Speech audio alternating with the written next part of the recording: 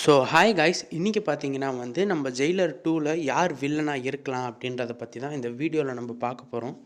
So நீங்கள் பார்த்தீங்கன்னா நம்ம நெல்சன் சார் அவரோட எல்லா படத்துலையுமே ஒரு பிரேக்கிங் பேடோட ஒரு சின்ன இன்ஸ்பிரேஷனாக எதனா ஒன்று வச்சிருவார் உள்ள.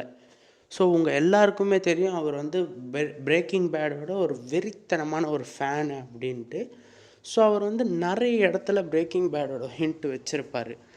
ஸோ இந்த படத்துலேயும் அது மாதிரி ஏதாச்சும் ஒன்று இருக்கலாம் அப்படின்ட்டும் டாக்ஸ் போயிட்டுருக்கு. ஸோ மேபி இந்த படத்தில் அது மாதிரி ஏதாச்சும் வச்சுருக்கலாம். ஏன்னா லாஸ்ட் படத்தில் பார்த்திங்கன்னா நம்ம விநாயகன் பயங்கரமாக நடிச்சிருந்தார். ஸோ அவரோட பெர்ஃபார்மன்ஸ் ஃபுல்லாக அப்படியே தூக்கி சாப்பிட்ருச்சு இந்த ஜெயிலர் படத்தை அப்படின்னு தான் சொல்லணும்.